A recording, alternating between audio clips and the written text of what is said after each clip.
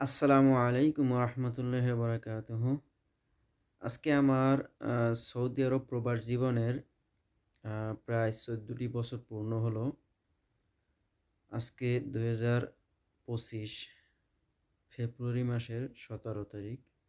আমার প্রবাস জীবনের ১৪টি বছর পূর্ণ হয়ে গেল। অনেক কষ্ট, অনেক চড়া উতরাও পার করে আজ এই ১৪টি বছর পার করলাম।